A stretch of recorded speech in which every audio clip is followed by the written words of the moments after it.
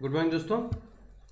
चलिए आप सभी का स्वागत है crack UPSC CSC which India's largest learning platform Unacademy पे आप सभी का स्वागत है दोस्तों। अनअकैडमी लेट्स क्रैक इट, आप सभी का स्वागत। आप चलिए जुड़िए यहाँ पे। Daily live classes, live test, structure course, unlimited access Unacademy के प्लेटफॉर्म पे दोस्तों आप सभी का स्वागत है। जुड़िए आप सभी।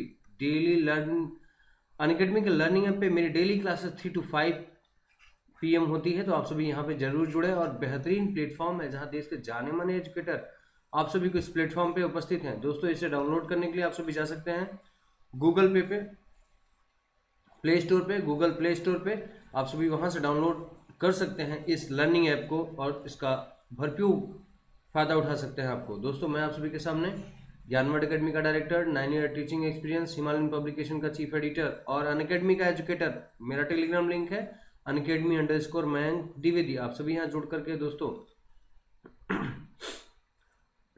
मेरे ग्रुप है अनअकैडमी_मयंक द्विवेदी, तो आप सभी दोस्तों यहाँ जुड़ें और इसका बेनिफिट उठाएं दोस्तों। देश के जाने माने एजुकेटर आप सभी के साथ यहाँ पे बेहतरीन क्लास कोर्सेज दे रहे होते हैं दोस्तों। अगर आप देखेंगे यहाँ पे 3 तरीके की एडमिशन प्रोसेस है दोस्तों। आप देखें प्लस कोर्स है, प्लस कोर्स पे अगर आप सभी को आना है तो आप सभी ध्यान रखें इसकी 12 महीने की फीस है 49,500 रुपये। ठीक है, 49,500 रुपये।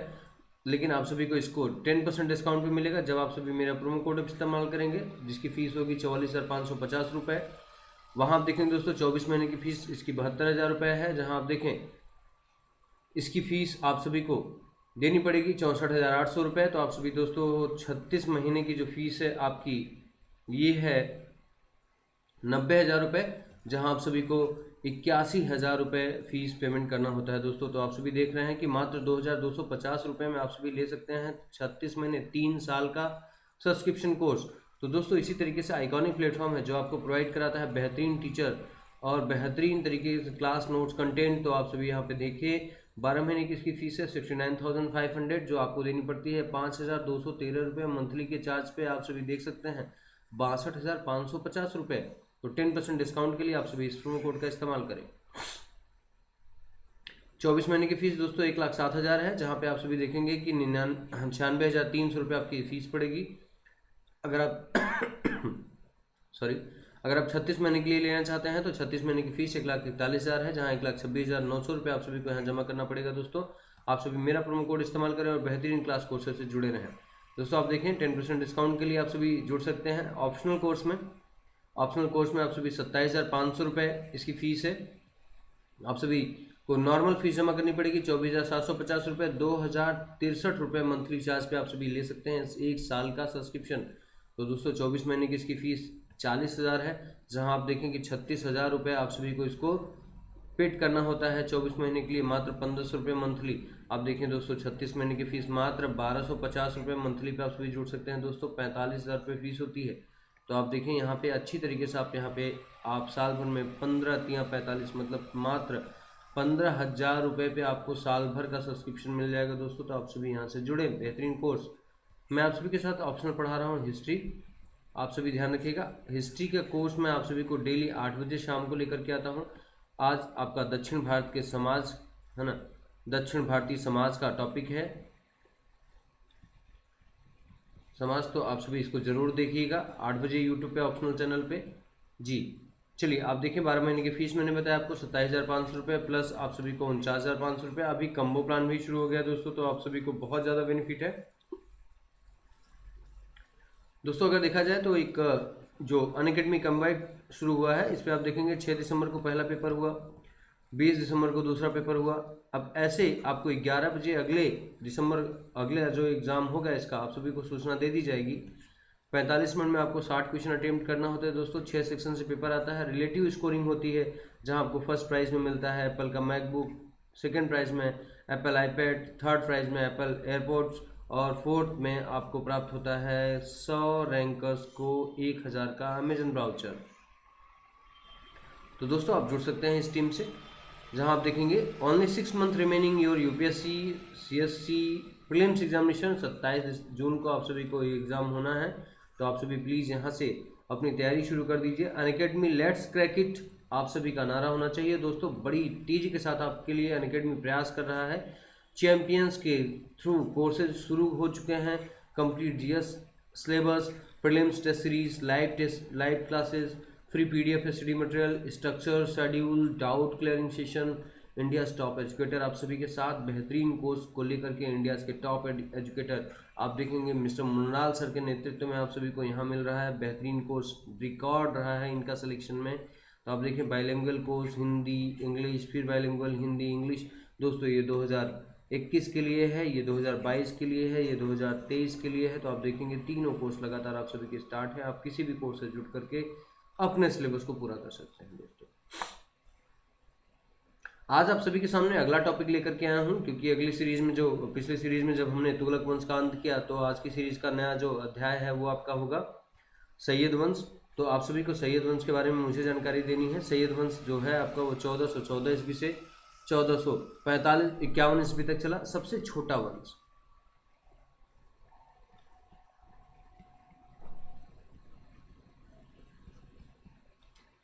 दिल्ली सल्तनत का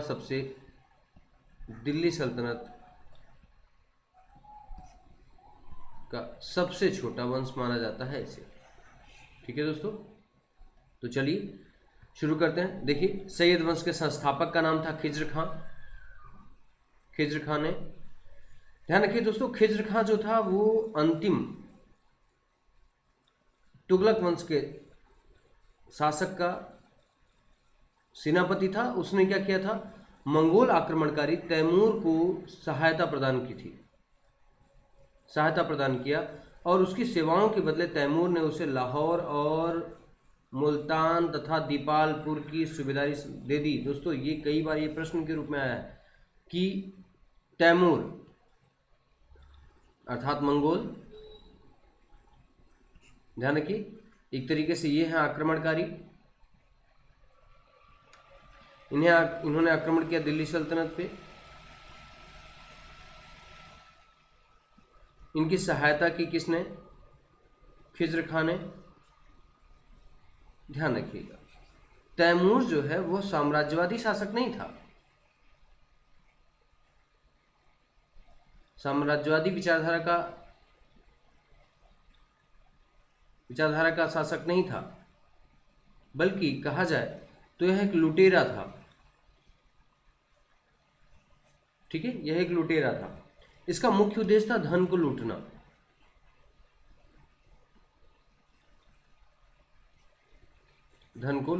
राइट है ना। तो उस समय दिल्ली सल्तनत का शासन वंश बहुत ही कमजोर था और ऐसी स्थिति में खिज्र खां को एक अवसर मिला, इसने तैमूर की मदद की। ठीक है, और तैमूर ने जब दिल्ली पर आक्रमण कर दिया तो दिल्ली के सल्तनत को पूरी तरीके से नष्ट कर दिया, तुगलक वंश को नष्ट कर दिया और खिज्र खां को अपना उत्तराधिकारी बनाया तथा लाहौर, मुल्तान और दीपालपुर की उसे सूबेदारी भी दे दी। तैमूर के भारत से वापस जाते ही खिज्र खां ने स्वयं को उत्तर पश्चिम भारत में तैमूर का वायसराय घोषित कर दिया। आप एक एग्जाम्पल देखिए, खिज्र खां की एक उपाधि है तैमूर का वायसराय।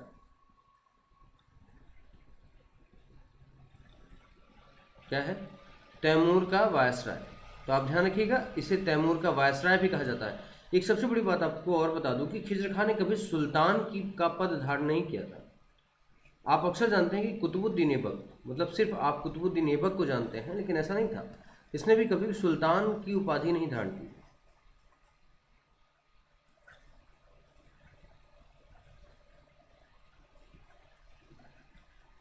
ठीक है, सुल्तान की उपाधि धारण नहीं की, इसलिए भी क्या कहा, तैमूर का वायसराय था।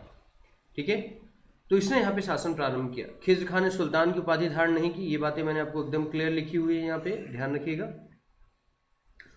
वह रैयत आला की उपाधि धारण करता है। रैयत का अर्थ क्या होता है, प्रजा। आला का अर्थ क्या होता है, मालिक। उसकी नजर में मालिक कौन था, तैमूर। प्रजा कौन था, खिज्र खां। तो खिज्र खां प्रजा था किसका, अपने राजा का, और राजा कौन था, तैमूर। तो इस तरीके से उसने कभी भी अपने शासक तैमूर के प्रति उसने विश्वासघात नहीं किया। उसने अपने सिक्कों पर तुगलक शासकों का ही नाम रहने दिया। आप ध्यान रखिएगा, एक विषम बात हो जाएगी, आप समझिएगा कि उसने अपने सिक्कों पर नाम अंकित नहीं करवाया, उसने तुगलक शासकों का ही नाम चलने दिया, अर्थात शासकों की प्रवृत्ति या जनता का विश्वास भी उसने तोड़ने की कोशिश नहीं की। यह एक महत्वपूर्ण जानकारी आप सभी के लिए। उसका उद्देश्य तुर्क एवं अफगान सरदारों को संतुष्ट रखना था और अपनी प्रजा की सहानुभूति प्राप्त करना था। इसका मूल मुख्य कारण मैंने आपको नीचे स्पष्ट कर दिया है। कारण यही था कि देखिए, एक तो तुर्क शासक थे, दूसरे शासकों की स्थिति जो थी वो अफगान शासकों की थी, और ऐसी स्थिति में ये जो व्यक्ति था, है ना, यह तुर्की और अफगानी दोनों के मिश्रित मूल्य का था, अर्थात दोनों की विचारधाराओं को मान्यता देने वाला था। तो ऐसी स्थिति में न वह इसे नाराज करना चाहता था, न वह अफगान को नाराज करना चाहता था। ऐसी स्थिति में उसने उदारवादी नीति, या आप कह सकते हैं मध्यम मार्गी नीति,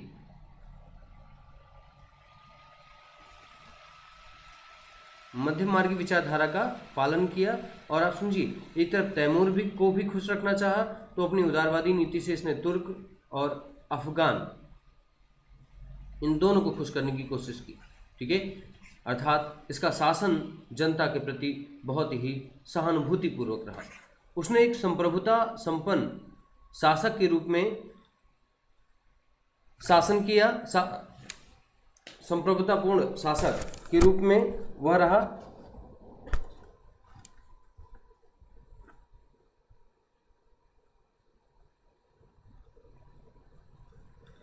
ठीक है, संप्रभु शासक मतलब यहां पे जो कहा गया है मिसप्रिंट है, ध्यान रखिएगा। उसने एक संप्रभुता संपन्न शासक के रूप में शासन नहीं किया, अपितु वह तैमूर के पुत्र तथा उत्तराधिकारी शाहरुख के प्रतिनिधित्व या डिप्टी के रूप में शासन करने का दिखावा करता रहा। अर्थात ध्यान रखिए, उसने जनता के बीच में यह निर्णय नहीं जाने दिया कि शासक कौन है, शासक खिज्र खां है। अर्थात कहा जाए कि सुल्तान की बात है ना, सुल्तान कौन था, खिज्र खां था, है ना, खिज्र खां था। लेकिन कभी भी उसने सुल्तान का पद धारण नहीं किया। उसने हमेशा बताया कि मैं कौन हूं, मैं तैमूर का वायसराय हूं। और तैमूर की मृत्यु के बाद शाहरुख जो तैमूर का पुत्र था, उसकी अधीनता इसने स्वीकार की। अगला जो शासक है दोस्तों इसके बाद, क्योंकि इसकी खिज्र खां की 1421 में मृत्यु हो जाती है, तो 1421 में मृत्यु हो जाती है, तो दूसरा शासक का नाम आता है मुबारक शाह। मुबारक शाह 1421 से लेकर 1434 ईस्वी ने शाह की उपाधि धारण की। मतलब मुबारक शाह ने सुल्तान का पद धारण किया और शाह की उपाधि धारण की। अपने नाम के खुतबे पढ़वाए और अपने नाम का सिक्का चलवाए। ध्यान रखिए, बड़ा अंतर मैं आप सभी को बता रहा हूं कि जब कभी आएगा खिज्र खां ने अपने नाम के सिक्के चलवाए तो नहीं,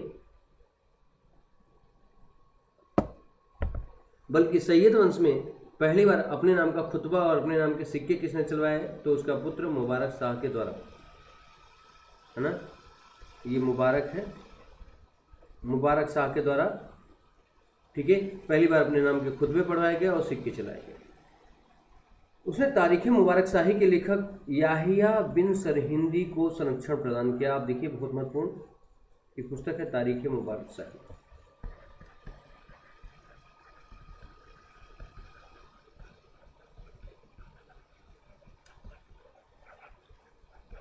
और इसके लेखक हैं याहिया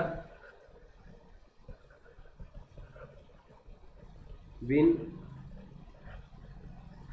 सरहिंदी, राइट। ठीक है, याहिया बिन सरहिंदी के लेखक के द्वारा लिखी गई पुस्तक है तारीख मुबारक शाही, जो किसके समय में किसके लिए लिखी गई, सैयद वंश के शासक के लिए लिखी गई पुस्तक थी।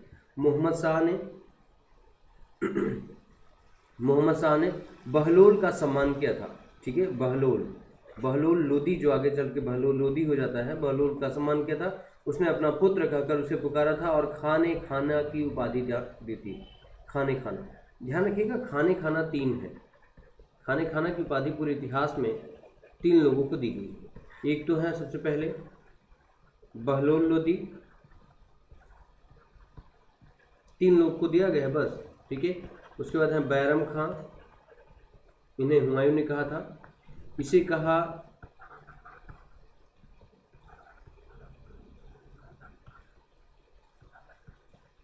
मोहम्मद शाह ने, इसे कहा हुमायूं ने, और तीसरा है रहीम, है ना, जो बैरम खां के पुत्र थे। ठीक है ना, बैरम खां के पुत्र को अकबर ने कहा था। ये बहुत ही सम्मान का पद माना जाता था, खाने खाना का पद बहुत ही सम्मान का पद माना जाता था। तो पूरे भारतीय इतिहास में 3 खाने खाना है, बहलोल लोदी, बैरम खां और रहीम। ठीक है, बहलोल, अब देखिए अलाउद्दीन आलम शाह इस वंश का अंतिम शासक था, अंतिम शासक था इस वंश का। ठीक है, 1483 से लेकर के जो 1451 तक रहा। बहलोल लोदी ने इसे गद्दी से उतार दिया तथा लोदी वंश की नींव रखी। एक्चुअली बात ये हुआ था कि यह एक अयोग्य व्यक्ति था अलाउद्दीन आलम शाह, जिससे जनता बहुत नाराज रहती थी। जनता ने असंतोष व्यक्त किया और बहलोल की उदारवादी नीतियों का समर्थन किया, और इसे कहा जाता है तख्ता पलट करना, अर्थात जनता ने दबाव डाल करके अलाउद्दीन आलम शाह को सत्ता से हटा दिया और बहलोल लोदी को शासक बना दिया। बाद में इसकी हत्या कर दी गई और अंततः सैयद वंश की समाप्ति हो गई और नए वंश के रूप में लोदी वंश का उदय हो जाता है। तो दोस्तों हम लोग देखेंगे लोदी वंश। लोदी वंश देखिए 1451 से लेकर के 1556 तक रहा, क्योंकि 1556 में आप जानते हैं पानीपत का युद्ध हो जाता है। पानीपत के युद्ध के बाद आपसे देखते हैं कि मुगल भारत में आ जाते हैं, तो हम लोग उसकी यात्रा भी देखेंगे। लेकिन यहाँ हम लोग देख रहे हैं कि लोदी वंश का पतन, लोदी वंश का उद्भव कैसे हुआ। तो आप देखिए अलाउद्दीन आलम शाह ने स्वेच्छापूर्वक दिल्ली का शासन त्याग दिया। ध्यान रखिएगा, स्वेच्छापूर्वक, मैंने कहा था जनता ने इसके ऊपर क्या रखा था, जनता के दबाव से, बिना युद्ध के स्वेच्छा से उसने क्या कर दिया, पद त्याग कर दिया। तत्पश्चात बहलोल लोदी गाजी के नाम से, गाजी एक उपाधि है, ध्यान रखिएगा, बहलोल लोदी ने गाजी के नाम से, ठीक है, गाजी के नाम से इसने क्या कर दिया, शासन सत्ता पर बैठा, दिल्ली के सिंहासन पर बैठा। उसने प्रथम अफगान साम्राज्य की स्थापना की। ध्यान रखिएगा दोस्तों, द्वितीय अफगान वंश की स्थापना शेरशाह सूरी के द्वारा की गई और प्रथम बहलोल लोदी के द्वारा की गई। बहलोल लोदी अफगानों की एक महत्वपूर्ण शाखा साहू खेल से संबंधित था। ये बहुत महत्वपूर्ण है, ये भी पूछा गया है कई बार, साहू खेल से संबंधित था। उसने अफगानों को भारत आने के लिए निमंत्रित किया था। उसने अफगानों को भारत आने के लिए निमंत्रित किया था। जिस तरीके से तुर्की भारत आए थे, उसी प्रकार से बहलोल लोदी ने अफगानों को भारत में आमंत्रित किया था। बहलोल लोदी की मुख्य सफलताएं, जौनपुर 1984 में राज्य को दिल्ली सल्तनत में सम्मिलित कर लिया। उसने बहलोली प्रकार का सिक्का चलाया। ध्यान रखिए दोस्तों, बहलोली प्रकार का सिक्का जो है वह अकबर तक चलता रहा। देखिए नीचे लिखा हुआ है, अकबर के पहले तक उत्तरी भारत में विनिमय का मुख्य साधन रहा। मतलब इतना बेहतरीन, इतना ऑथेंटिक, इतना क्वालिटेटिव कॉइन्स इसने प्रोडक्ट किया, जो आगे चल करके सल्तनत में, अकबर के सल्तनत तक क्या चलती रही। बाद में अकबर के सल्तनत में आप देखेंगे बहुत सारी चीज़ें बदलाव आती है सिक्कों में, ठीक है, लेकिन ये लंबे अरसे तक यह सिक्का यहाँ पे चलता रहा, विनिमय का साधन बना रहा। बहलोल एक साधारण व्यक्ति था तथा तारीख दाऊदी के लेखक अब्दुल्ला के अनुसार वह कभी सिंहासन पर नहीं बैठता था जब अपने सरदारों के साथ वह मिलने जाता था। इसका मतलब ये था कि जब वो उसके सरदार या अमीर, जिसे आप कहते हैं सरदार या अमीर, जब उसके दरबार में आते थे, तो जिस तरीके से, आज आप देखेंगे बड़ी उदारता की बात है कि जिस तरीके से उनके अमीर जिस सिंहासन पे बैठे होते थे, उसी सिंहासन पे या उसी लेवल के सिंहासन पे कौन बैठता था, उस समय का सुल्तान बहलोल लोदी भी बैठता था। यह शासक और अपने दरबारियों के बीच में एक मधुर संबंध का बहुत बड़ा उदाहरण है। दोस्तों इसका पुत्र था सिकंदर लोदी। 1489 में इसकी मृत्यु के बाद बहलोल लोदी का उत्तराधिकारी जो बना वो सिकंदर शाह हुआ, जो लोदी वंश का सर्वश्रेष्ठ शासक माना गया है। अगर कहा जाए पूरे लोदी वंश को सबसे शिखर पर ले जाने वाला शासक कौन था, तो वह सिकंदर लोदी। 1504 ईस्वी में इसने राजस्थान के शासकों पर अपने अधिकार को सुरक्षित रखने तथा व्यापारिक मार्गों पर नियंत्रण स्थापित करने के उद्देश्य से आगरा नगर की स्थापना की। ध्यान रखिएगा, ये बातें ध्यान रखिएगा कि किस लिए आगरा नगर की स्थापना की। तो ध्यान रखिएगा, राजस्थान के शासक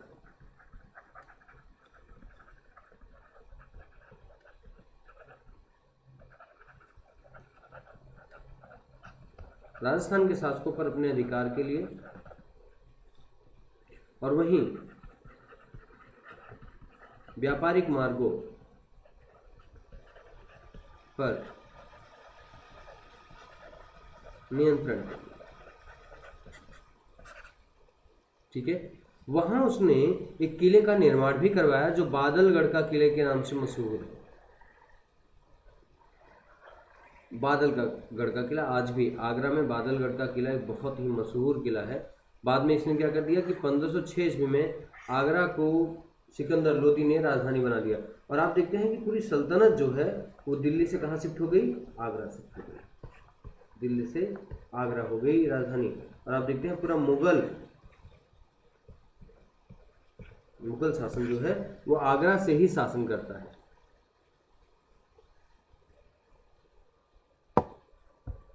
तो एक महत्वपूर्ण इंफॉर्मेशन आप सभी के लिए ये होगी। शासकों में और सरदारों को नियंत्रण में रखने की उसकी सफलता का मुख्य श्रेय था गुप्तचर विभाग। अर्थात सिकंदर लोदी ने अपने शासनकाल में गुप्तचरों की बहुत ही विधिवत व्यवस्था की थी, जिससे समस्त जो षड्यंत्र थे या जो इंटरनल सिक्योरिटी का जो भी इश्यूज होता था उसको पहले से ही ज्ञान हो जाता था। राज्य के हिसाब किताब की शुरुआत भी तथा लेखा परीक्षण की शुरुआत भी उसी के द्वारा कराएगी। उसने खाद्यान्न करों, अनाज कर को समाप्त कर दिया तथा व्यापार के प्रतिबंधों को हटा दिया, जिससे लोगों को आर्थिक समृद्धि भी मिली। अर्थात अगर कहा तो एक विकासशील विचारधारा की बात की।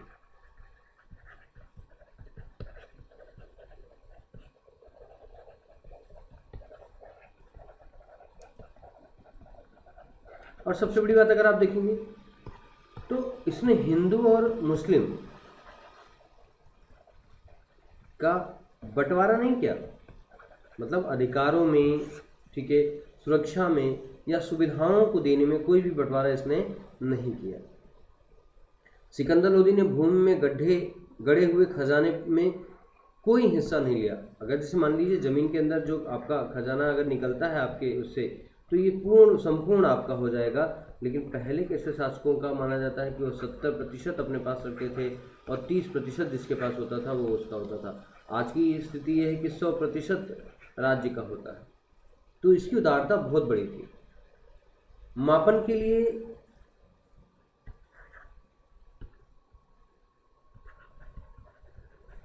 या नाप के लिए एक पैमाने गज सिकंदरी उसी के समय में प्रारंभ की गई जो 30 इंच का होता है। देखिए आज वर्तमान में भी, आज एक शब्द दोनों एक ही अर्थ है, आज वर्तमान में भी इसका प्रयोग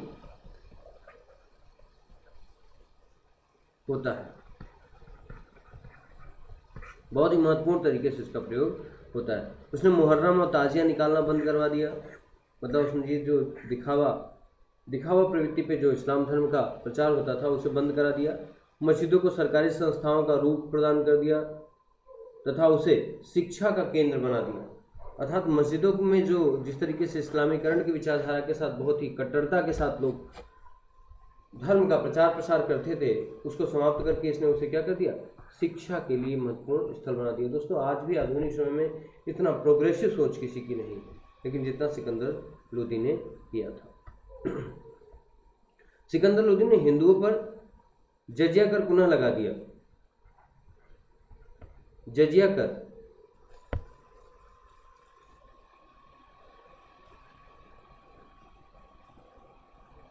ठीक है, सीधा सीधा देखें,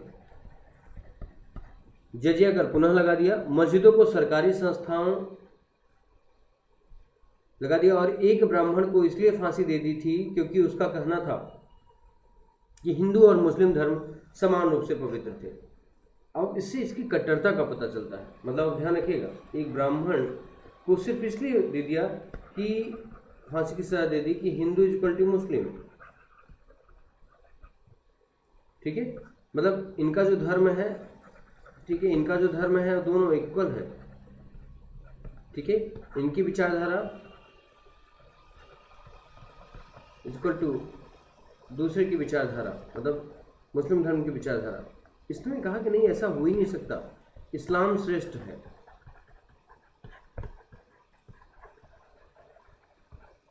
इसकी किसी से तुलना नहीं हो सकती, किसी धर्म से तुलना नहीं हो सकती। ठीक है। सिकंदर लोदी ने स्वयं के आदेशों से एक आयुर्वेदिक ग्रंथ का फारसी में अनुवाद कराया,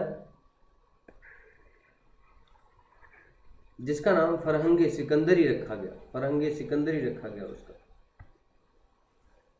उसके समय में गान विद्या के लिए एक सर्वश्रेष्ठ ग्रंथ लिखा गया, जिसे लज्जत सिकंदर शाही कहा गया। यह गान विद्या से संबंधित एक ग्रंथ था। सिकंदर शाह की मुख्य सफलता अफगान सरदारों को अपने नियंत्रण में रखने की थी। मतलब अफगान सरदारों को वो पूरी तरीके से अपने नियंत्रण में रखना चाहता था, और उसने बहुत ही मजबूती से यह काम पूरा भी किया। सिकंदर लोदी के अनुसार, यदि मैं अपने एक गुलाम को भी पालकी में बैठा करके भेज दूं, तो मेरे आदेश पर मेरे सभी सरदार उसे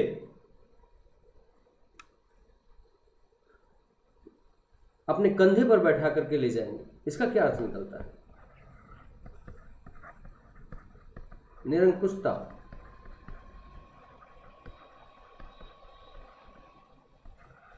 आप समझ सकते हैं। इसके वचन ही इसके लिए आदेश, शासनादेश माने जाते थे। व्यक्तित्व को सुंदर बनाए रखने के लिए दाढ़ी नहीं रखता था। अर्थात इस्लाम धर्म में जैसे देखिए, दाढ़ी रखना अनिवार्य माना जाता है।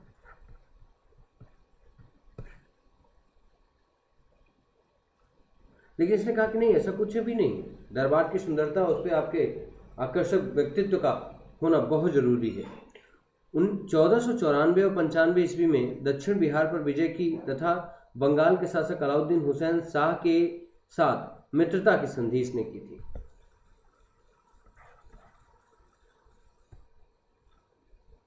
वह गुलरुखी उपनाम से फारसी में कविताएं भी लिखता था। तो एक महान शासक था सिकंदर। दूसरे शासक का नाम है इब्राहिम लोदी। 1517 से 1526 ईस्वी में इसका शासनकाल था।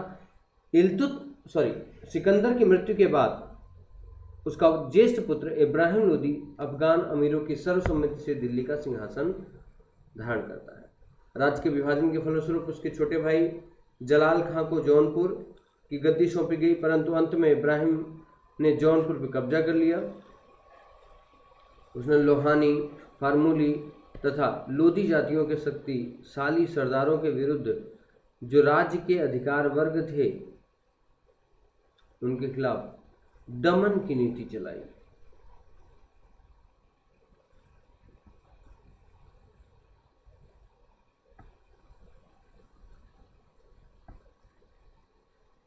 दमन की नीति चलाई गई दोस्तों। 1517-18 में इब्राहिम लोदी व राणा संघा के मध्य जो हुआ एक युद्ध हुआ, जिसे घटोली का युद्ध कहा जाता है। ठीक है, घटोली का युद्ध, जिसमें लोदियों की हार हो गई। ठीक है, और यहीं से पता चल जाता है कि दिल्ली सल्तनत में बैठा जो यह वंश है, लोदी वंश, इसके अंतर्गत बहुत अधिक क्षमता नहीं। इसी कारण क्या होता है, अप्रैल 1526 ईस्वी को पानीपत के मैदान में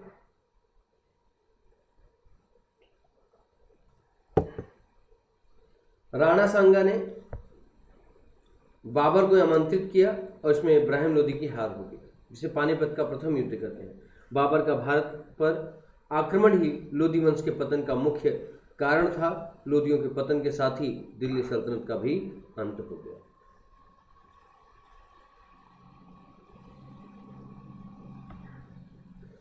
इतिहासकार इमानुल्लाह के अनुसार इब्राहिम लोदी के व्यक्तित्व के अतिरिक्त भारत का अन्य कोई सुल्तान युद्ध स्थल पर नहीं मारा गया। अफगानों की शासन व्यवस्था राजतंत्री न होकर के कुलीन तंत्री व्यवस्था थी। राजत्व सिद्धांत सरदारों की समानता पर आधारित था। अर्थात ध्यान रखिएगा, कुलीन तंत्र सिद्धांत सरदारों की समानता पर आधारित होता था। योग्यता के आधार पर ही सरदारों के द्वारा सुल्तानों को चुने जाने के अधिकार को भी मान्यता प्राप्त थी। मतलब योग्यता यहाँ किसी भी पद पर पहुंचने का एक प्रमुख आधार था, जो बहुत बढ़िया। बहलूल लोदी अमीरों को मसनद ए अली के नाम से पुकारता है, जबकि सुल्तान सिकंदर पहला अफगान था जिसने एक संपूर्ण प्रभुत्व संपन्न बादशाह की भांति व्यवहार किया था दोस्तों। तो इस तरीके से अगर आप देखेंगे तो लोधी वंश और सैयद वंश मैंने आप सभी को बताया। तो आप सभी दोस्तों यहाँ पे जुड़े रहें और बेहतरीन क्लास कोर्सेज करते रहें। इसके लिए आप सभी का दोस्तों बहुत बहुत धन्यवाद। आप सभी लगातार इस कोर्स को देखते रहें, ठीक है, जहाँ इस कोर्स को कंप्लीट करने के लिए मैं आप सभी के साथ जुड़ा हूँ दोस्तों। धन्यवाद आप सभी का।